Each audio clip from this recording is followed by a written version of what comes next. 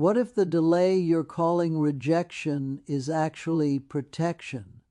What if heaven is silent, not because God is unwilling, but because your identity is still loyal to lack? Stay with this message, because by the end you'll understand why abundance is withheld not by shortage, but by timing, alignment, and who you believe yourself to be. There are moments in life when you have prayed honestly, worked faithfully, believed sincerely, and still heard nothing but silence. No breakthrough, no release, no visible progress, and the most dangerous conclusion you can draw in those moments is that God has said no, because in many cases heaven has not said no. It has said not yet. And not yet is not about punishment, absence, or rejection. It is about readiness. If you misunderstand delay, you will resent the very season designed to prepare you for abundance. The reason this message matters is because many people walk away too early. They stop listening. They disengage from faith. They redefine their expectations downward. But if you stay with this truth, you will discover that God does not withhold abundance because He lacks supply. He withholds it because abundance is dangerous when released into an identity that is still loyal to lack. Provision has always followed identity, never desire. Wanting more does not qualify you for more. Crying for increase does not create capacity. Heaven responds to alignment, not desperation. And this is why some people receive quickly while others wait for years. Because abundance does not go where it is requested, it goes where it is safe. An identity loyal to lack thinks small even when dreaming big. It prays for overflow but plans for scarcity. It asks for increase but fears responsibility. It imagines blessing but expects loss.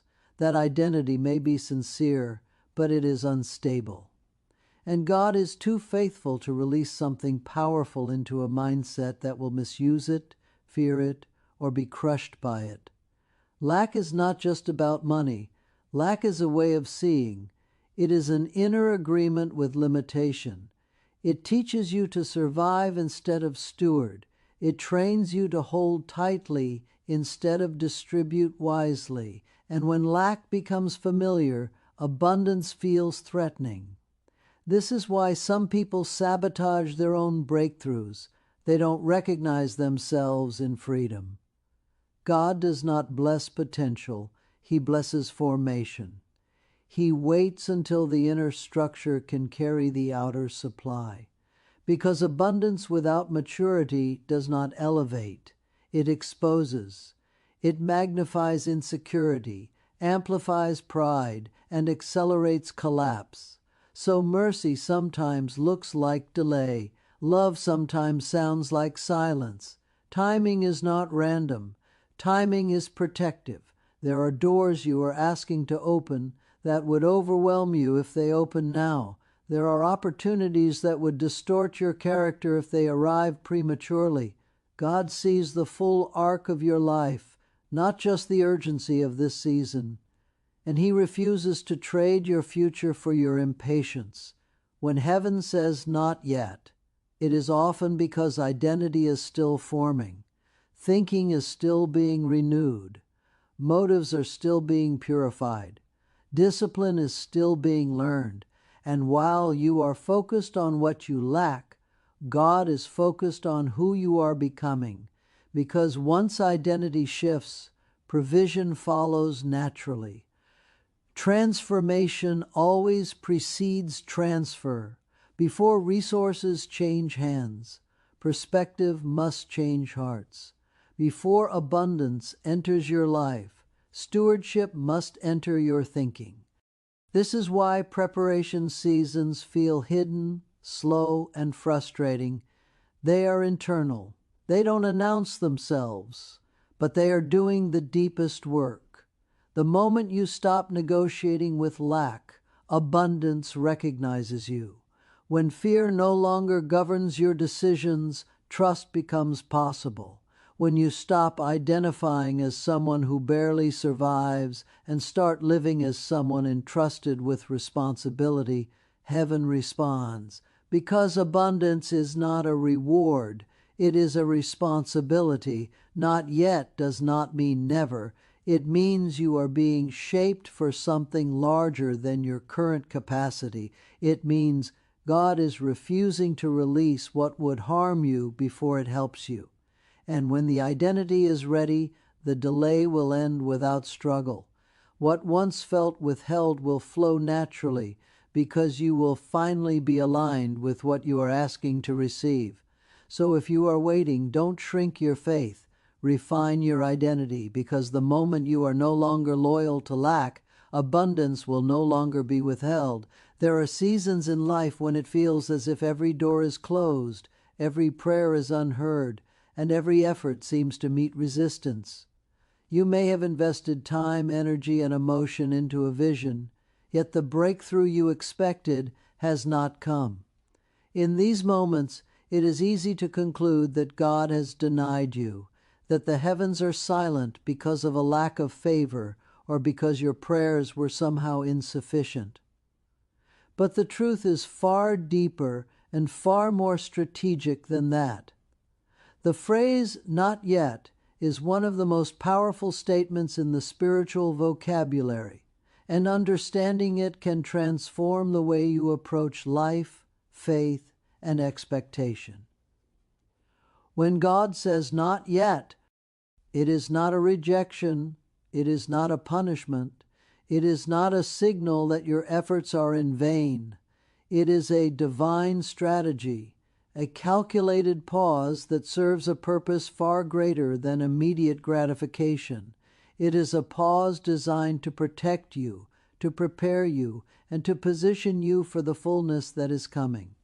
Delay is often misunderstood. Society teaches impatience. We are trained to want instant results, immediate satisfaction, and quick confirmation. When results do not appear in our expected time frame, our natural instinct is to feel disappointment, discouragement, or even doubt. We may ask, "Why is God silent?" or "Have I done something wrong?" Yet what is often overlooked is that delay is not denial. The universe, or more precisely the divine order, is operating according to a principle that is far more profound than our limited human perspective. The purpose of delay is to align timing with readiness, opportunity with capacity, and provision with identity. When you grasp this, you begin to see that waiting is not wasted time, it is formative time. It is during the not yet season that your character is being refined, your faith is being deepened, and your understanding is being expanded. Many people experience delay because they are asking for more than they are ready to receive. Abundance is not simply a matter of desire or even diligent work. It is a matter of preparedness. God, or the divine principle that governs provision, does not release abundance into a vessel that is not yet capable of holding it. Just as a fragile cup cannot safely carry boiling water, an unprepared identity cannot safely carry great provision. Release comes when readiness meets opportunity, when your thinking, your character, and your inner alignment are not yet capable of handling the fullness of what is coming. Delay is necessary. It is not punitive, it is protective. Delay also serves to expose the loyalty of your identity. Some people pray for breakthrough, for wealth, for influence, or for success, yet their inner identity remains loyal to lack. Their thoughts, habits, and expectations are shaped by scarcity, not abundance. They may seek increase but plan for limitation, desire freedom but live in fear, or long for expansion while still clinging to survival mentality. In these cases, the not yet is a corrective measure. Provision will not be granted to a mindset or character that is not yet aligned with the responsibility, discipline, and stewardship that come with increase. The divine pause ensures that when the blessing arrives, it arrives into a person who is ready to manage it wisely, without being overwhelmed, without losing it, and without allowing it to corrupt their life or purpose. Moreover, the season of delay is a time of preparation and training. It is an opportunity to deepen faith, cultivate patience, and sharpen discernment. While it may feel like stagnation or neglect, in truth it is a dynamic period of internal work. It is a time to examine the roots of your desires, to identify hidden fears, and to confront limiting beliefs. It is a season that teaches you to trust beyond visible results, to believe in the unseen, and to recognize that your identity is being formed in a way that aligns perfectly with the timing of provision. Understanding the purpose of delay transforms waiting from frustration into opportunity, from discouragement into expectation, and from doubt into unwavering trust in the wisdom of divine timing. When you begin to perceive delay as strategic rather than punitive, your entire approach to life changes. You start to see that not getting what you want immediately does not indicate denial, it indicates alignment in progress. The not yet becomes a signal to refine your identity, strengthen your capacity, and prepare your heart for what is coming.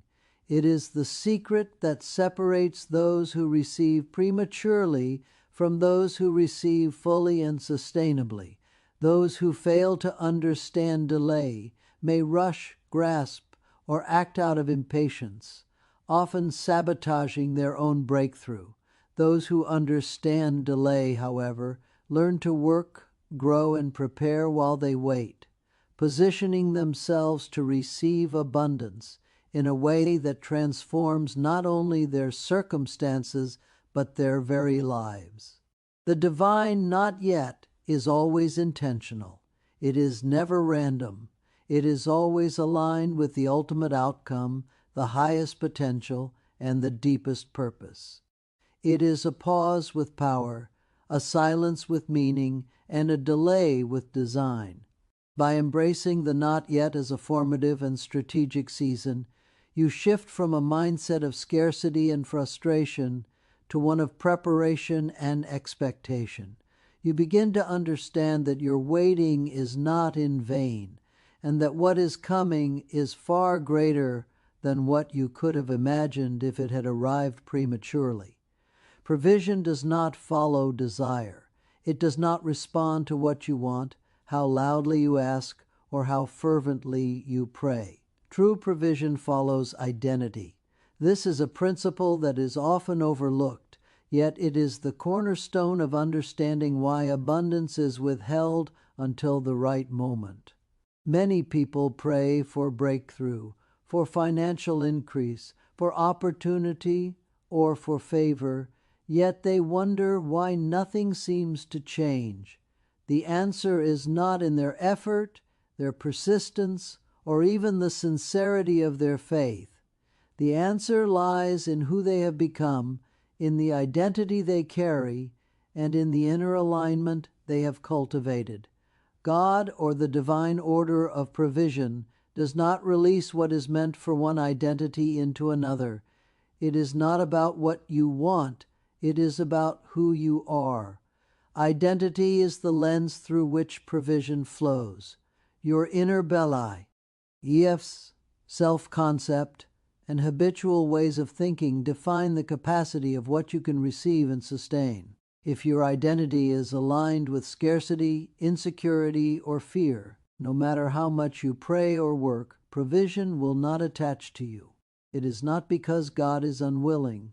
It is because provision is intelligently selective. The universe, or the divine economy, does not make mistakes in this.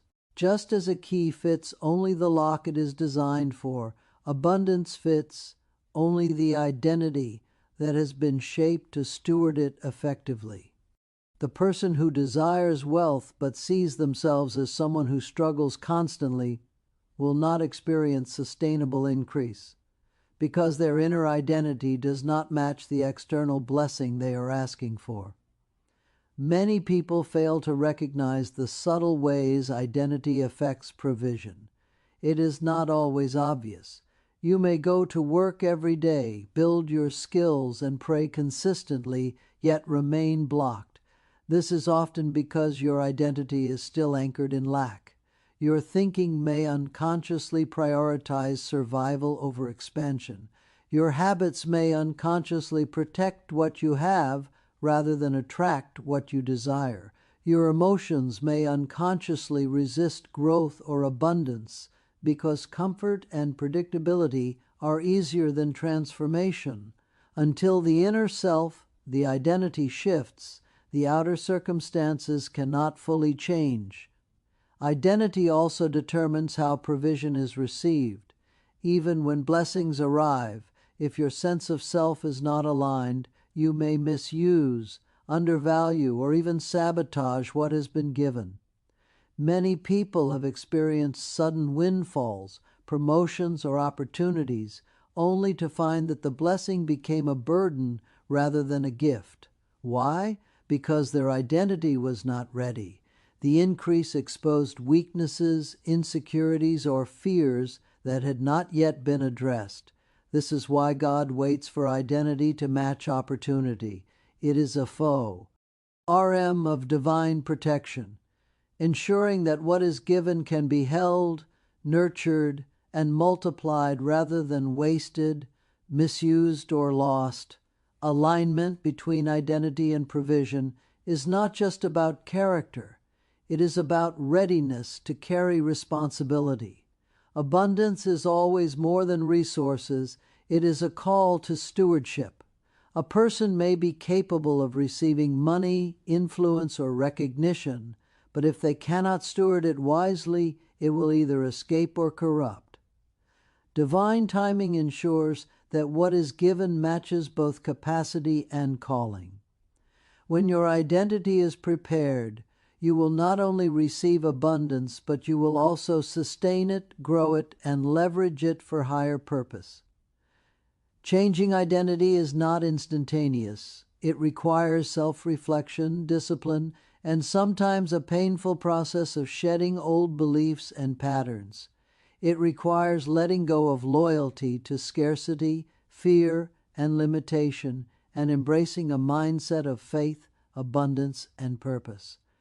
The process may feel slow or even frustrating, but it is essential. While you are focused on the things you lack, the divine principle is focused on who you are becoming.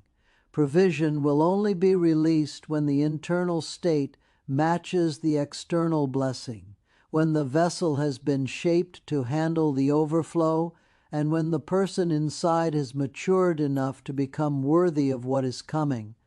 Understanding that identity precedes provision transforms the way you approach your life. You stop asking for things prematurely, and you start working on who you are becoming.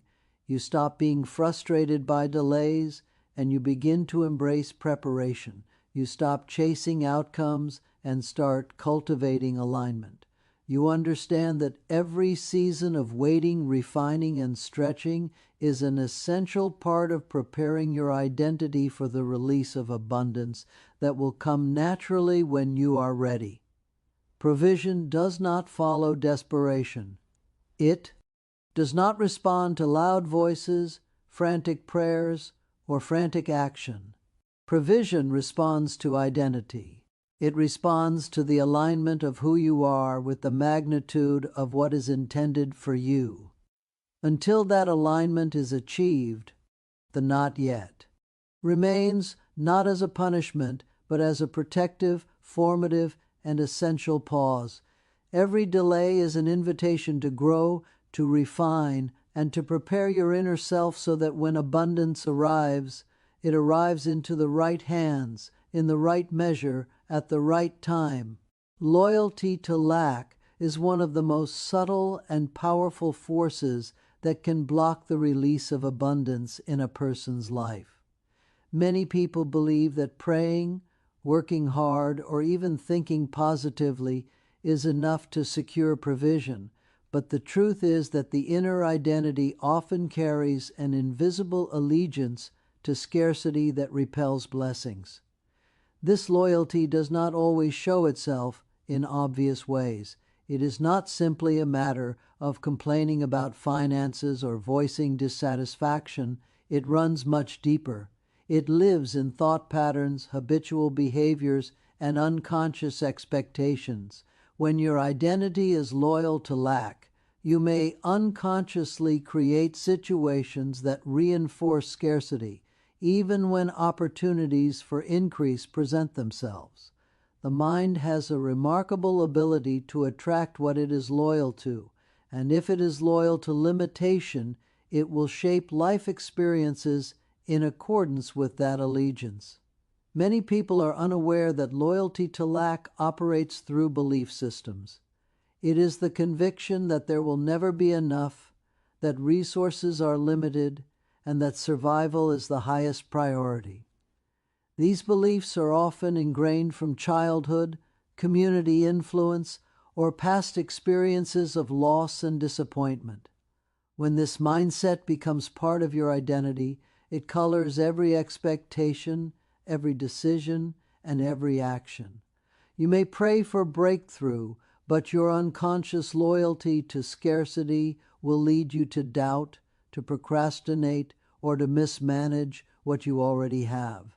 Scarcity becomes a safety net, a familiar pattern that feels secure because it is known, even though it is limiting.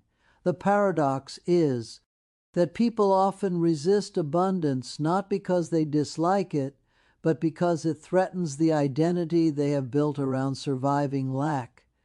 This loyalty to lack also shows itself in habits.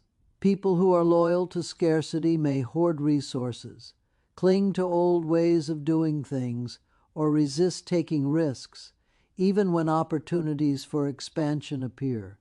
They may undervalue themselves, accept less than they deserve, or constantly compare themselves to others in ways that reinforce deficiency. Every habit, whether conscious or unconscious, can either prepare you for abundance or repel it. When the habits are aligned with limitation, no amount of external effort will result in sustainable change. The universe, or the divine principle that governs provision, recognizes patterns of loyalty and responds accordingly. Abundance will not flow into a vessel that remains anchored in scarcity, because it will either be rejected or misused. Emotions also play a critical role in loyalty to lack.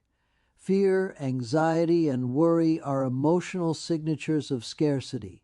They condition the mind to anticipate loss, reinforce limitation, and resist change.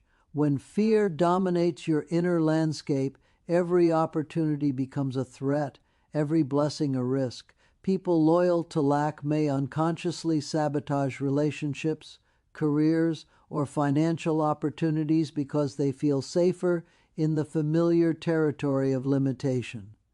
Abundance requires courage, confidence, and trust, and when fear rules, provision is blocked, delayed, or misapplied.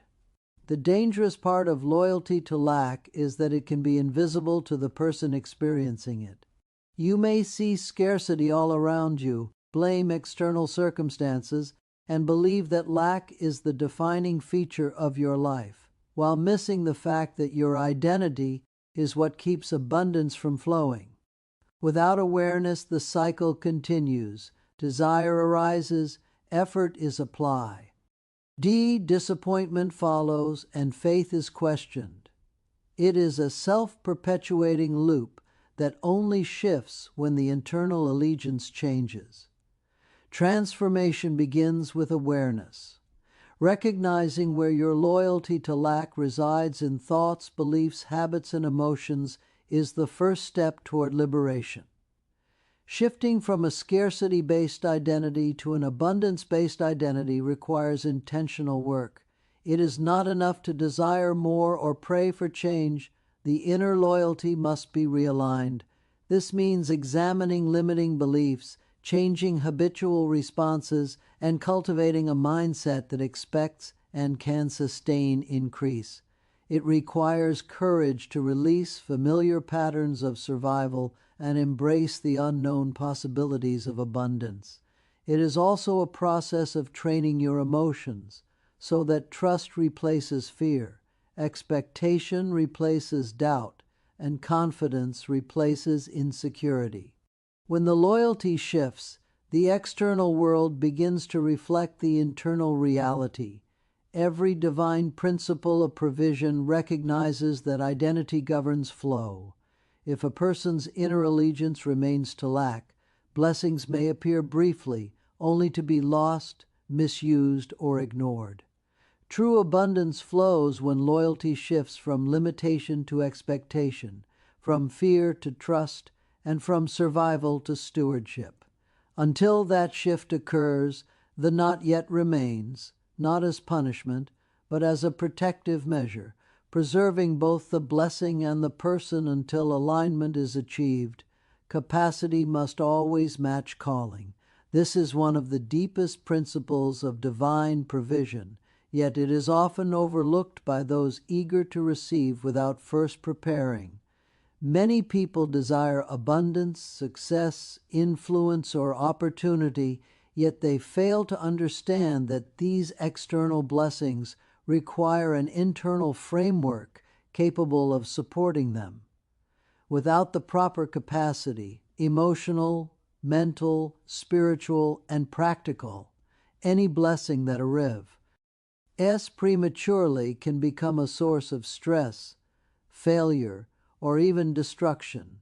God, or the divine order of provision, does not release what exceeds your capacity, because abundance without preparedness can overwhelm, distort, or derail your purpose. Capacity is not about resources alone. It is about the readiness of your identity to receive, sustain, and steward what is coming. Capacity is formed through experience, discipline, and intentional development. It grows through seasons of preparation, testing, and refinement. Just as a vessel must be strong enough to hold water without breaking, your inner self must be capable of holding what is destined for you. Many people fail to realize that they have been given opportunities to grow their capacity long before the material manifestation arrives. Life, with all its challenges, delays, and trials, is shaping you to receive abundance responsibly.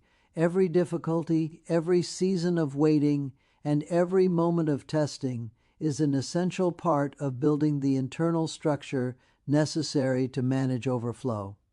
Without this preparation, even a long-awaited blessing can become a burden. Capacity is also closely tied to discernment and wisdom. Receiving more is not merely about having the ability to possess. It is about understanding how to steward, manage, and multiply what has been entrusted to you.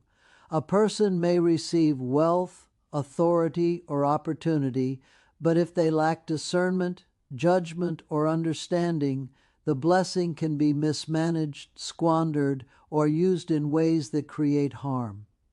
Divine provision is therefore relational and intentional, aligning blessing not just with desire, but with the maturity required to wield it effectively. Premature release of abundance can lead to failure, disappointment, and even the loss of what was intended as a gift. Another critical aspect of capacity is emotional readiness. Many people focus on skill, knowledge, or external preparation, yet they underestimate the emotional maturity required